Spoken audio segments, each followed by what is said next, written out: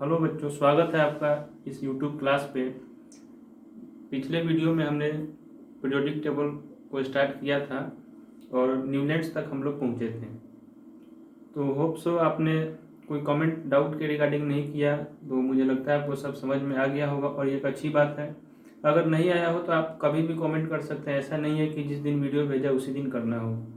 तो आज मैं उसके आगे चालू करूँगा चैप्टर को, लेकिन उससे पहले आपको जो फोकस करना है, मैं एक ब्रीफ बता रहा हूँ कि क्या मैंने पढ़ाया था। सबसे पहले एक ओवरव्यू दिया था इस चैप्टर का, इसकी यूटिलिटी क्या है। उसके बाद मैंने डॉबर्नियर जो मेन टॉपिक आपका स्टार्ट होता है, और फिर न्यूलैंड्स के बारे में बताया था। और इन दो टॉपिक से आपके इन टेक्स्ट के 3 क्वेश्चन थे, तो उसको भी मैंने साथ के साथ बता दिया था और आपको होमवर्क भी दिया था। होप सो आप होमवर्क किए होंगे और आगे भी होमवर्क आपको मिलता रहेगा। आपको एनसीईआरटी का इन टेक्स्ट मैं इसी क्लास में कराऊंगा, और जो पीछे का एक्सरसाइज है वो आपको करते रहना होगा साथ के साथ चैप्टर को देखते हुए, और जो भी डाउट हो तो आप पूछ सकते हैं। तो अभी मैं आपको डॉबर्नियर ट्रायड का, क्योंकि आपके एग्जाम में एमसीक्यू क्वेश्चन भी आएंगे, मल्टीपल चॉइस क्वेश्चंस भी आएंगे, उसके रिगार्डिंग एक डॉबर्नियर ट्रायड से रिलेटेड क्वेश्चन करवाने वाला हूँ। और भी जो क्वेश्चन एमसीक्यू आते रहेंगे उसको मैं बताऊंगा। तो आइए शुरू करते हैं आपके डॉबर्नियर ट्रायड के एमसीक्यू क्वेश्चन से, जो मुझे लगता है आ सकता है, उसको मैं कराऊंगा। तो शुरू करते हैं। क्वेश्चन मैं बोर्ड पे लिखता हूँ, आइए इस क्लास को शुरू करें। तो क्वेश्चन जो है आपका, which of the following follow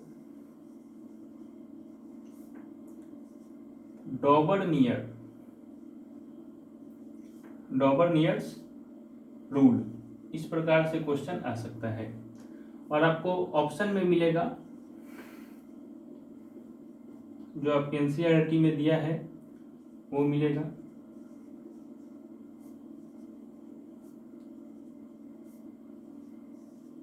और थर्ड आपका दिया है, और फोर्थ ऑप्शन में भी। 4 ऑप्शन जनरली मिलते हैं आपको। तो जैसे ये क्वेश्चन आ गया हमारे पास, तो इसमें हमें देखना है कि हमारे एनसीईआरटी में 3 एग्जाम्पल हैं डॉबर्नियर ट्रायड के। पहला था lithium, sodium, potassium, calcium, strontium, barium, chlorine, bromine, iodine. अब हम यहाँ पे देख रहे हैं कि तीनों ऑप्शन है। इस कंडीशन में अगर तीनों ऑप्शन मिलेंगे आपको, तो ऑल ऑफ दिस को टिक करना होगा। आपको बेसिकली इस क्वेश्चन से समझना क्या है कि आपको तीनों एग्जाम्पल याद होने चाहिए।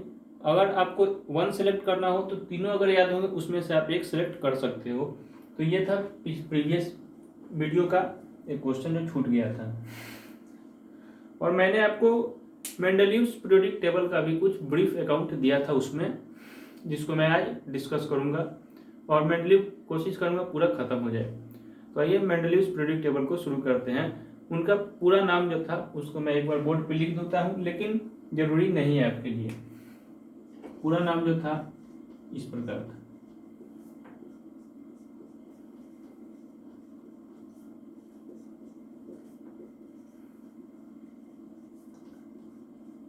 ये था उनका पूरा नाम। आप शॉर्ट फॉर्म में मेंडलीव से याद रख सकते हैं। तो मेंडलीव को शुरू करते हैं न्यूलैंड्स के आगे। क्योंकि जो न्यूलैंड्स पीरियोडिक टेबल था वो कैल्शियम तक ही वैलिड था, और उसके डिमेरिट पॉइंट से मैंने आपको बता चुका था। तो उसके बाद भी ऐसा नहीं था कि रिसर्च रुक गया, और भी रिसर्च चलते गए और यूजफुल स्टडी करने की जरूरत थी। तो बहुत सारे साइंटिस्ट हैं, आपके में दिया है मेंडलीव्स पीरियोडिक टेबल, लेकिन उसके पहले लोथरमेयर कर्व भी था, जो आपको इस स्टैंडर्ड पे नहीं पढ़ना है, वो आपको 11th क्लास में पढ़ना होगा। लेकिन लोथरमेयर कर्व से भी मेंडलीव्स को थोड़ी हेल्प मिली थी। मैं यहाँ पे लोथरमेयर कर्व को एक्सप्लेन नहीं करूँगा। तो आइए मेंडलीव्स पीरियोडिक टेबल को हम लोग शुरू करते हैं। तो मेंडलीव पीरियोडिक टेबल जो है फंडामेंटल प्रॉपर्टी को ध्यान में रखकर बनाया गया था, और एक क्वेश्चन भी है आपके इन टेक्स्ट में कि मेंडलीव्स ने किस क्राइटेरिया का यूज किया था अपने पीरियोडिक टेबल को बनाने में। तो उसका सीधा सीधा आंसर होगा, एनसीईआरटी में दिया भी है कि पहला जो क्राइटेरिया उन्होंने फोकस किया वो एटॉमिक मास था, और दूसरा क्राइटेरिया जो था आपका केमिकल प्रॉपर्टीज थी, इस पर उन्होंने फोकस करा था। आप सिमिलर प्रॉपर्टीज जो थी उनको फोकस किया। उस समय जब मेंडलीव्स के टाइम पे 63 एलिमेंट्स नोन थे, इस बात को मैं पिछले वीडियो में भी बता चुका हूँ। तो उन्होंने क्या किया, 63 एलिमेंट्स तैयार किए। केमिकल प्रॉपर्टीज में उन्होंने ऑक्सीजन और हाइड्रोजन दो एलिमेंट्स को सिलेक्ट करा और जो भी एलिमेंट्स अवेलेबल थे इस दोनों एलिमेंट्स को उन्होंने रिएक्शन करवाया। ऑक्सीजन से रिएक्शन करके क्या बना, ऑक्साइड बना आपका।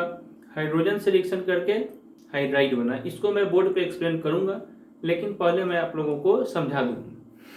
इसके बाद उन्होंने क्या देखा कि जो ऑक्साइड बन रहे थे अलग अलग एलिमेंट के कंपाउंड हैं, हाइड्राइड भी अलग अलग कंपाउंड बन रहे थे। तो उन्होंने 63 कार्ड्स लिए उस समय और प्रत्येक कार्ड पे एलिमेंट्स एक एक एलिमेंट का प्रॉपर्टी लिखते गए। फिर उन्होंने क्या देखा कि जो सिमिलर प्रॉपर्टीज थी उसको पिंड अप कर दिया सिमिलर प्रॉपर्टी वाले कार्ड को। इस प्रकार उन्होंने देखा कि मोस्ट ऑफ द एलिमेंट जो थे उस पीरियोडिक टेबल में फॉलो आउट कर रहे थे, उस पीरियोडिक टेबल में आ जा रहे थे। इस प्रकार उन्होंने पीरियोडिक टेबल बनाया। तो आइए हम समझते हैं ऑक्साइड और हाइड्राइड की कैसे रिएक्शन कराकर क्या प्रॉपर्टी लिया, और यही जो ऑक्साइड और हाइड्राइड ये एलिमेंट बना रहे थे ये मेन बेसिस बने पीरियोडिक टेबल के। तो आइए बोर्ड पे समझते हैं। आपके एनसीईआरटी में भी बोला गया है आर, जहाँ पे टेबल बनाया हुआ है आपका मेंडलीव पीरियोडिक टेबल, उसका जस्ट नीचे एक पैरा दिया गया है, उसमें आर को डिस्क्राइब किया गया है। आर मतलब क्या होगा, आर मतलब आपका कोई भी एलिमेंट, कोई भी एलिमेंट हो सकता है। अब चूंकि इस एलिमेंट का रिएक्शन या तो ऑक्सीजन से कराना है या हाइड्रोजन से करवाना है। अगर आप ऑक्सीजन से कराते हो तो ऑक्साइड बनेगा और हाइड्रोजन से करवाते हो तो हाइड्राइड्स बनेंगे। लेट्स एग्जाम्पल, एक एग्जाम्पल हम लें तो एग्जाम्पल जो आएगा आपका उसमें हम समझते हैं। एक इंटेक्स्ट का क्वेश्चन है, उस पर आपको एल्यूमिनियम, कार्बन और भी 3-4 एलिमेंट दिए हुए हैं, पोटेशियम है। तो आप देखिएगा कि जो आपका पीरियोडिक टेबल बना हुआ है उसमें ग्रुप और पीरियड की भी जानकारी है। तो ग्रुप किसे कहते हैं, वर्टिकल कॉलम ग्रुप्स कहलाएगा, और जो हॉरिजॉन्टल कॉलम होता है उसको हॉरिजॉन्टल रो, हॉरिजॉन्टल के साथ रो आएगा और वर्टिकल के साथ कॉलम आता है। तो जो हॉरिजॉन्टल रो है और वर्टिकल कॉलम है, तो वर्टिकल कॉलम आपका ग्रुप हो गया और हॉरिजॉन्टल रो क्या हो गया, पीरियड्स हो गया। तो आप देखिएगा कि उसमें ऑक्साइड और हाइड्राइड का फॉर्मूला बनाया हुआ है, उसमें एक आर टर्म का यूज किया गया है जो किसी एलिमेंट के लिए हो सकता है, और इसी बेसिस पे आपसे क्वेश्चन पूछा गया है इन टेक्स्ट पे। तो हम आपको बताते हैं पोटेशियम के रिगार्डिंग। पोटेशियम एक एलिमेंट लेकर, जैसे कि पोटेशियम एक एलिमेंट हो गया, इसका ऑक्साइड क्या होगा, तो इसका जो फॉर्मेट है ऑक्साइड का आप चाहे तो एनसीईआरटी में देख सकते हैं, RO करके दिया है, और हाइड्राइड का जो है, हाइड्राइड का जो फॉर्मेट है वो RH दिया है।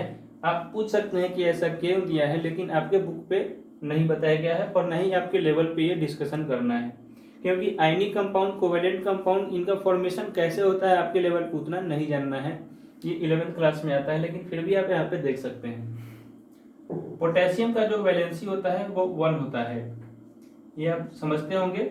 और ऑक्सीजन का जो है, यहाँ पे वैलेंसी लिख दूं, और ऑक्सीजन का जो वैलेंसी है उसमें हम देखेंगे ऑक्सीजन। तो हम लोग यहाँ पे जो केमिकल प्रॉपर्टीज था ऑक्साइड और हाइड्राइड का, उसका फॉर्मूला हम लोग देख रहे थे कि कैसे प्रिडिक्ट करा। वैसे आप ग्रुप में देख सकते हैं, वहाँ पे वो आर किसी भी एलिमेंट को कंसीडर करते हुए, जिसको मैंने यहाँ पे लिखा भी, किसी एलिमेंट को कंसीडर करते हुए ऑक्साइड और हाइड्राइड का फॉर्मूला वहाँ पे दिया हुआ है। तो वैसे भी लर्न कर सकते हैं, लेकिन अभी क्योंकि आपका क्वेश्चन भी दिया हुआ है, लेकिन मैं इसको एक्सप्लेन कर रहा हूँ कि कैसे आया है। तो एक पोटेशियम का एग्जांपल लेकर मैं आपको बता रहा हूँ। यहाँ पे वैलेंसी है पोटेशियम का 1, क्योंकि ये फर्स्ट ग्रुप का एलिमेंट है, और इसके बारे में डिटेल आगे बात करेंगे या हायर क्लासेज में भी है। और ऑक्सीजन का जनरली 2 होता है। तो जब हम देखते हैं यहाँ पे एक पोटेशियम लिखते हैं, इसके ऑक्साइड की बात करते हैं, तो पोटेशियम का वैलेंसी ऊपर लिखेंगे 1, ऑक्सीजन का लिखेंगे 2, और इसको जब हम क्रॉस करेंगे तो आता है K2O। तो जो आपके फॉर्मूले में लिखा हुआ है R2O के तर्ज पे दे रखा है, R2O दे रखा है वहाँ पे।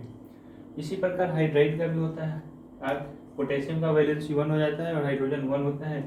इसी प्रकार हाइड्राइड ये हो जाएगा। ये आप में क्वेश्चन नहीं है इन टेक्स्ट में, लेकिन पूछा जा सकता है। उसी प्रकार कैल्शियम का है वह एल्यूमिनियम का हो जाएगा Al2O3। तो वहाँ पे आपको R2O3 दिया हुआ है, तो आप मेंडलीव्स पीरियोडिक टेबल के अकॉर्डिंग वहाँ पे देख सकते हैं। इसके बाद उन्होंने जब अपने वॉल पे पिन किया हुआ था सिमिलर प्रॉपर्टी, तो उन्होंने देखा एक रिलेशनशिप उनको मिला जो भी 63 कार्ड्स थे उसके अकॉर्डिंग। तो उन्होंने बोला कि एटॉमिक मास में और जो प्रॉपर्टीज़ है इन एलिमेंट्स की उसमें कुछ रिलेशन मिल रहे हैं, एक फंक्शन शो हो रहा है और जो फंक्शन है वो पीरियोडिक है, यानी कुछ देर के बाद सिमिलर प्रॉपर्टी शो हो रही हैं, फंक्शन के तौर पे आया। तो मेंडलीव्स पीरियोडिक टेबल का जो स्टेटमेंट है आपके एनसीईआरटी में दे रखा है, जिसको मैं बता रहा हूँ कि the property of the elements is periodic function of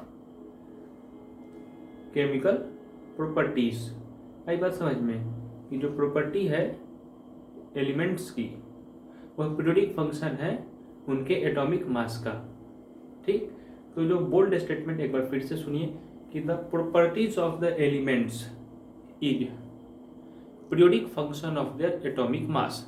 ये है मेंडलीव्स पीरियोडिक टेबल का स्टेटमेंट। और इसी में जगह एटॉमिक मास की जगह एटॉमिक नंबर कर दे तो मॉडर्न पीरियोडिक टेबल हो जाता है, जिसको यहाँ पे हम समझेंगे बोर्ड पे। देखिए इस साइड पे हम कहीं लिख सकते हैं कि जो मेंडलीव्स पीरियोडिक टेबल है, मेंडलीव्स में जो बेसिस था वह एटॉमिक मास था, तो इसको आपको फोकस करना है। ठीक, और जो मॉडर्न है, मॉडर्न की यहाँ पे हम बात कर लें, मॉडर्न पीरियोडिक टेबल में हम यहाँ पे देखेंगे, इसको शॉर्ट में मैंने लिखा है मॉडर्न पीरियोडिक टेबल, ये शॉर्ट है। इसका जो है एटॉमिक नंबर पे आता है बेसिस है, जिसको हम लोग नेक्स्ट वीडियो में चर्चा करेंगे इसका। तो यहाँ तक था आपका मेंडलीव्स का स्टेटमेंट क्या है और कितना हमें समझना है। मैं आपको सब कुछ समझा चुका हूँ एनसीईआरटी लाइन टू लाइन, फिर भी आप पढ़िएगा मेंडलीव्स को, कोई डाउट हो तो बता सकते हैं। इसके बाद आपका जो एक और क्वेश्चन था, 2 क्वेश्चन यहाँ पे मैंने आपको इंटेक्स्ट का क्लियर किया कि क्या क्राइटेरिया था और कैसे फॉर्मूले बनाए जाते हैं। जो क्वेश्चन था सिर्फ ऑक्साइड के रिगार्डिंग था, लेकिन हमने आपको हाइड्रोजन का भी बनाना सिखा दिया है।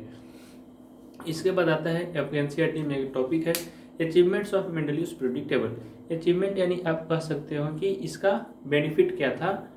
इसके में 2 टाइप के क्वेश्चंस बनते हैं, एक आपसे ड्रॉबैक पूछा जाता है और एक खूबियाँ पूछी जाती है कि क्या क्या अच्छाइयाँ थी इस पीरियोडिक टेबल में।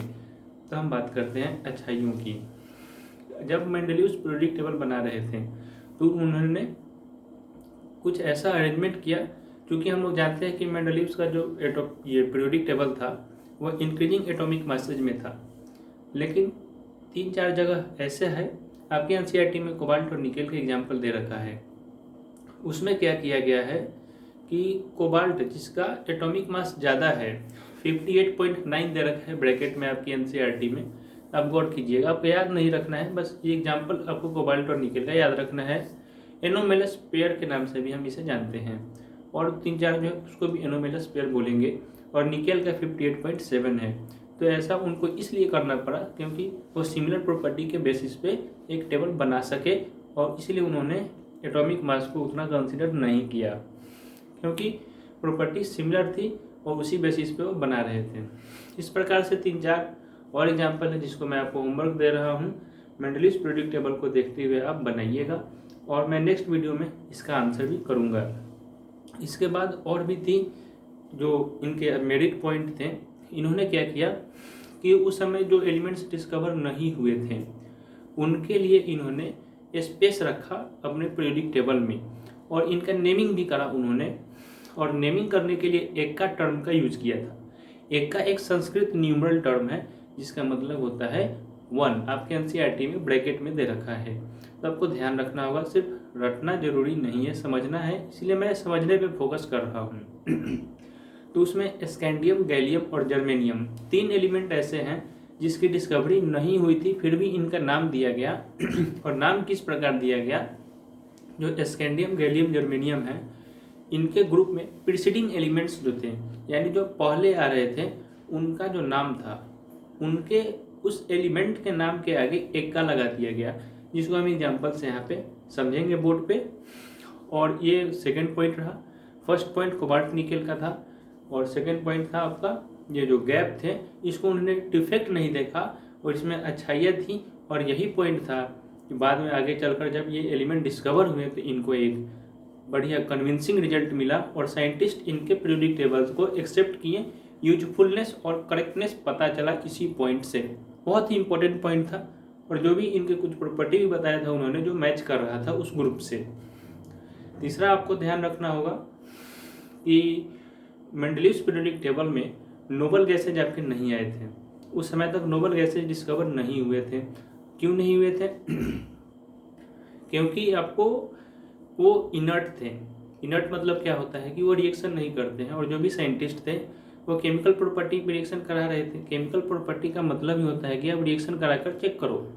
तो ये रिएक्शन नहीं करते थे। क्यों रिएक्शन नहीं करते थे? क्योंकि इनका ऑक्टेट कंप्लीट था। अब ऑक्टेट कंप्लीट क्या था वो आप लोग पिछले चैप्टर में पढ़े होंगे, वो इस चैप्टर का कंटेंट नहीं है। फिर भी अगर आपको नहीं है तो आप कमेंट करके बता सकते हैं। उसमें क्या था कि नोबल गैसेज बाद में आए और हमारे एटमॉस्फेयर में जो नोबल गैसेज का कंसंट्रेशन है वो भी कम है। तो फिर बाद में जब नोबल गैसेज की डिस्कवरी हुई तो हम लोग मेंडलीव्स पीरियोडिक टेबल में एक सेपरेट ग्रुप में हम लोग इसे प्लेस कर सकते थे बिना कोई एलिमेंट को डिस्टर्ब किए हुए। तो यह भी मेंडलीव्स पीरियोडिक टेबल के स्ट्रेंथ में आता है। तो पहले हमने देखा कि हाइड्रोजन और ऑक्सीजन से ही रिएक्शन क्यों कराया, क्योंकि ये बहुत ज़्यादा रिएक्टिव थे। पहले वाले टॉपिक में हमने समझा अचीवमेंट से पहले, और बहुत ज़्यादा रिएक्टिव थे और मोस्ट ऑफ द एलिमेंट से रिएक्शन करते थे। तो ये बात आपको समझनी है। और इनर्ट गैसेज का समझ लिया। अब हम बात करते हैं कि स्पेस किसके लिए छूटा हुआ था। ये क्वेश्चन है आपका कि गैलियम के अलावा किसी दो एलिमेंट को आप बताओ जिसके लिए स्पेस उन्होंने छोड़ा था। तो उसको मैं बोर्ड पे डिस्कस करूँगा अभी यहाँ पे। तो जो पहला एलिमेंट था आपका स्कैंडियम था, दूसरा था गैलियम, तीसरा है जर्मेनियम।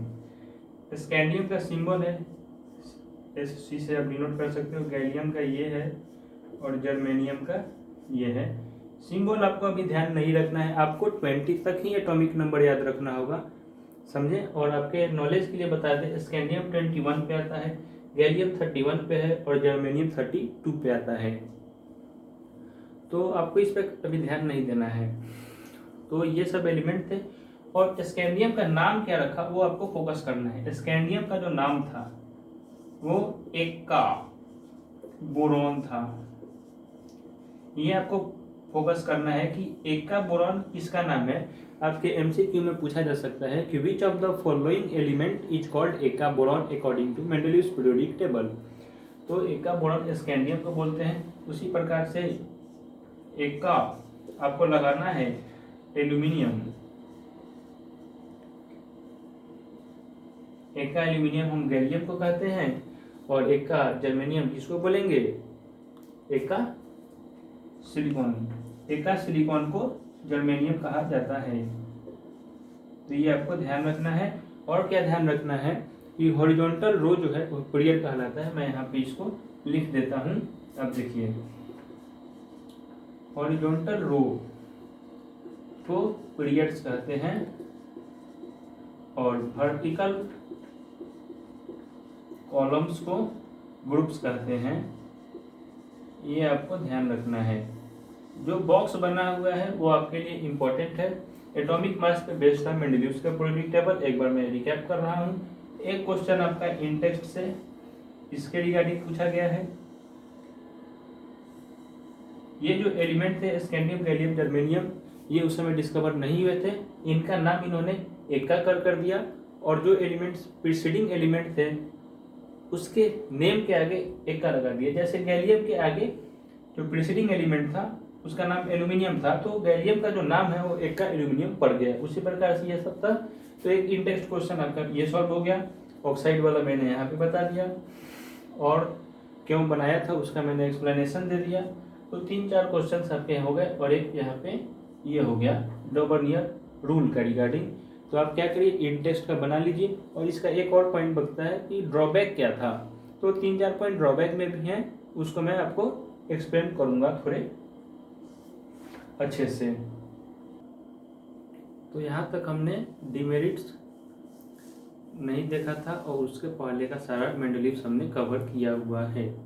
तो जैसा कि मैं मेरिट पॉइंट में ही बता चुका था कि जो मेंडलीव्स का पीरियोडिक टेबल था उसमें उन्होंने कुछ स्पेस छोड़े थे, जैसे कि गैलियम, स्कैंडियम और जर्मेनियम के लिए था। इनके क्या क्या नाम थे वो भी मैं बता चुका हूँ। तो मैंने बोला था कि जो एलिमेंट उस समय डिस्कवर नहीं हुए थे और जिस एलिमेंट के बेसिस पे उनका नाम किया गया था, जो कि प्रीसीडिंग एलिमेंट था, दोनों की प्रॉपर्टी सिमिलर आ रही थी। अब किस प्रॉपर्टी की हम बात करें, उसका एक टेबल आपकी एनसीईआरटी में बना हुआ है। उस टेबल में आपका एटॉमिक मास है, उसके बाद आपका ऑक्साइड का क्या फॉर्मूला होता है, क्लोराइड का क्या फॉर्मूला होता है प्रीसीडिंग एलिमेंट वाले का, और जो एलिमेंट बाद में डिस्कवर हुआ उसके बारे में बताया गया है। जैसे कि एल्यूमिनियम का जो एटॉमिक मास था 68 था, गैलियम का जो आया वो आपका 69.7 था। तो उसको हम लोग एक सिमिलर मान सकते हैं, एग्जैक्ट तो नहीं है। उसी प्रकार ऑक्साइड और क्लोराइड के फॉर्मूले की भी बात हुई थी। तो हम बात करते हैं, एक बार बोर्ड पे आपको एक्सप्लेन करता हूँ मैं, उसके बाद मैं डिमेरिट चालू करूँगा, लिमिटेशन को स्टार्ट करूँगा। तो देखिएगा, जैसे जो एक का एल्यूमिनियम है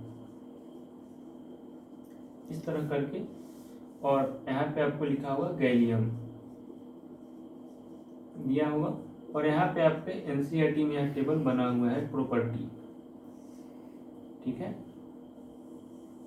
इस तरह करके दिया है प्रॉपर्टी में आपका एटॉमिक मास है यहाँ पे, और ऑक्साइड का फॉर्मूला है और क्लोराइड का फॉर्मूला है, ठीक है। इस तरह का एक टेबल दिया हुआ है। उतना इम्पोर्टेंट नहीं है एग्जाम पॉइंट ऑफ व्यू से, लेकिन समझने के हिसाब से आपका एक पॉइंट था जिसको मैं बता रहा हूँ। तो एल्यूमिनियम का 68 था और इसका 69.7 बना हुआ है। ऑक्साइड का जो फॉर्मूला था एल्यूमिनियम का, वो आपका Al2O3 होता है। आपका इंटेक्स्ट का यह क्वेश्चन भी था, पूछा हुआ है। और क्लोराइड का AlCl3 होता है। उसी प्रकार जब गैलियम डिस्कवर हुआ तो साइंटिस्ट ने देखा कि गैलियम का ऑक्साइड और क्लोराइड का जो फॉर्मूला है वो रिजेंबल कर रहा है एल्यूमिनियम से। इस प्रकार प्रॉपर्टी भी सेम आ रही थी। इसी प्रकार आप स्कैंडियम और जर्मेनियम जो दो रिमेनिंग एलिमेंट थे उसको भी आप टेस्ट कर सकते हो। तो यहाँ पे जो है Ga2O3 और GaCl3 ये फॉर्मूला हुआ जो एलिमेंट बाद में डिस्कवर हुआ। तो ये करेक्टनेस को शो करता है। इसके बाद हमें लिमिटेशंस पढ़ने हैं, जिसको मैं यहाँ पे लिख रहा हूँ। लिमिटेशंस को ही मैं बोला हूँ, डिमेरिट भी बोला जा सकता है। इसी फॉर्म में आपसे क्वेश्चन पूछा जाएगा, लेकिन क्वेश्चन यही रहेगा, लिमिटेशंस या demerit of Mendeleev's periodic table. पहला है, पहले मैं एक्सप्लेन कर देता हूँ फिर इंपॉर्टेंट पॉइंट को लिखूंगा।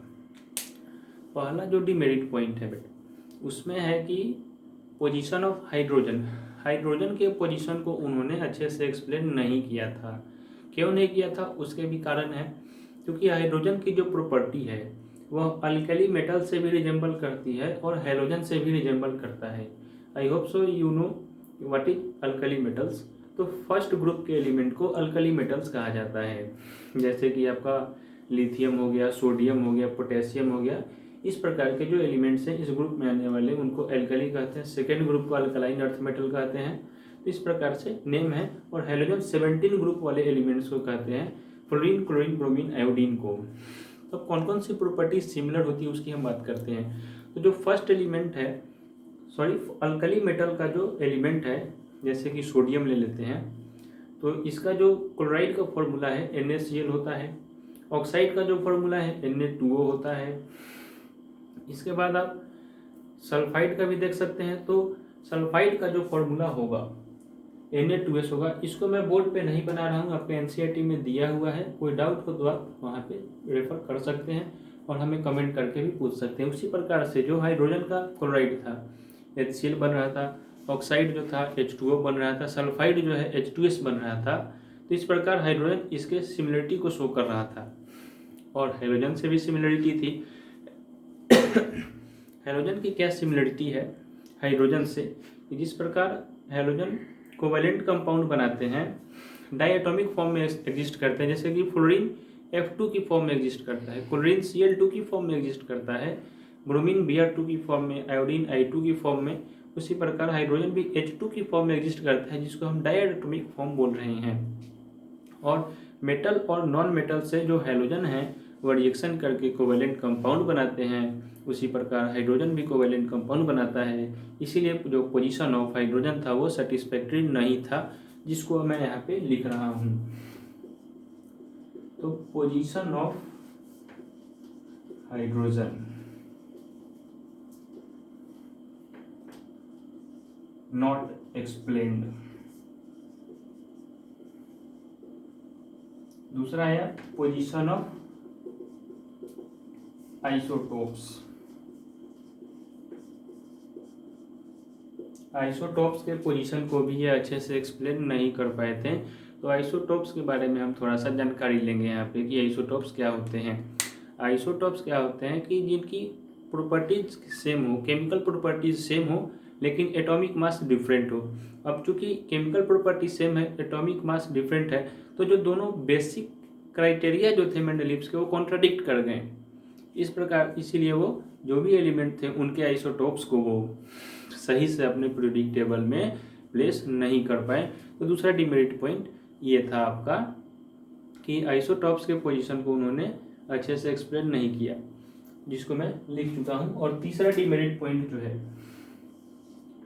वो है इर्रेगुलरिटी।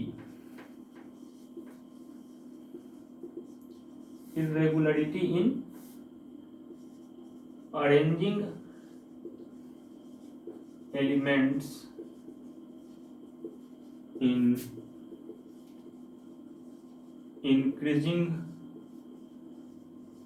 order of एटॉमिक मास, जिसको मैं मेरिट पॉइंट में भी आपको बताया था। जैसे कि वही कोबाल्ट और निकल का एग्जांपल हम यहाँ पे लेते हैं। तो जो कोबाल्ट का एटॉमिक मास था वो ज़्यादा था एज कंपेयर्ड टू निकेल, फिर भी उन्होंने कोबाल्ट को पहले रखा था, जबकि रखना चाहिए था निकल को पहले और बाद में कोबाल्ट को। लेकिन जो मॉडर्न पीरियोडिक टेबल है वो एटॉमिक नंबर पे बेस्ड था, इसीलिए मॉडर्न पीरियोडिक टेबल में कोबाल्ट पहले आता है और निकल बाद में आता है, जिसको एटॉमिक नंबर अच्छे से एक्सप्लेन भी करता है, जिसको मैं नेक्स्ट वीडियो में बनाऊंगा, क्योंकि यही वीडियो बड़ा हो सकता है। तो आइए पहले इस पॉइंट को हम डिटेल में जानते हैं। तो चूंकि यह अरेंज इरेगुलर था एटॉमिक मास का, तो हम लोग सबसे बड़ा डिमेरिट क्या हो गया इसका कि हम लोग अच्छे से प्रिडिक्ट ही नहीं कर पा रहे थे लोग कि दो एलिमेंट्स के बीच में और कितने एलिमेंट होंगे, कितने एलिमेंट डिस्कवर हो पाएंगे। यह दिक्कत और बड़ी हो जा रही थी जब हम हेवियर एलिमेंट्स की बात करते हैं। आपके एनसीईआरटी में दे रखा है, तो हेवियर एलिमेंट्स की हम बात करिएगा।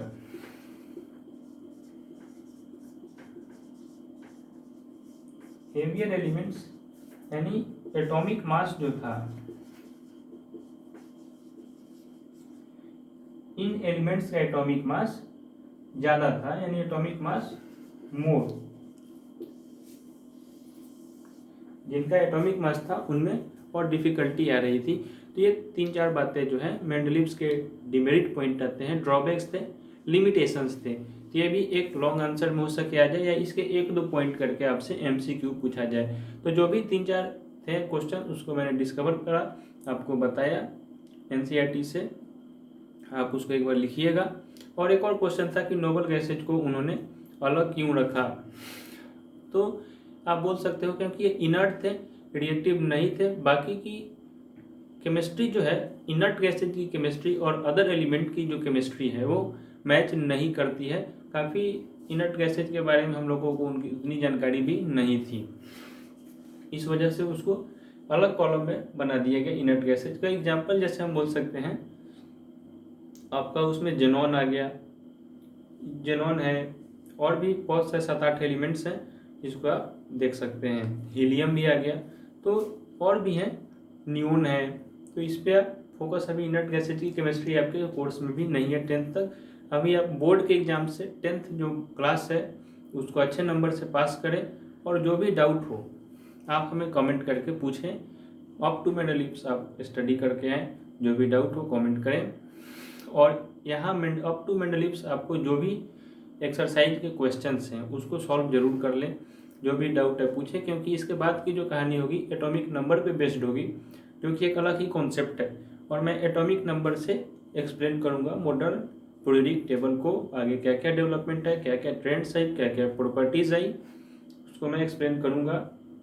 और चैनल को अगर अभी तक सब्सक्राइब नहीं किए हैं तो सब्सक्राइब कर लें लेटेस्ट वीडियो के लिए, और आपका चैनल ज़्यादा से ज़्यादा शेयर करें ताकि अधिक से अधिक बच्चे इसको देखकर इसका बेनिफिट उठा सकें और इस लॉकडाउन में भी अच्छे से स्टडी कर पाएँ। आपका एग्ज़ाम जब भी हो आप अच्छे से उसको क्लियर कर सकेंगे। जो भी डाउट हो तो बताएं। आज का इस क्लास को यहीं समाप्त करते हैं, और अगले बार मैं मॉडर्न पीरियोडिक टेबल स्टार्ट करूँगा, तो उसको आप पढ़ कर आएँ।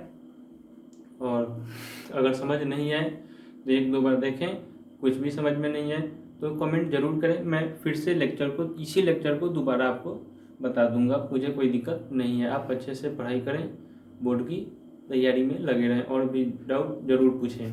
तो यहीं क्लास को समाप्त करते हैं। तो थैंक यू वीडियो देखने के लिए, और लाइक सब्सक्राइब शेयर जरूर करें ताकि बहुत सारे लोगों को बेनिफिट मिले।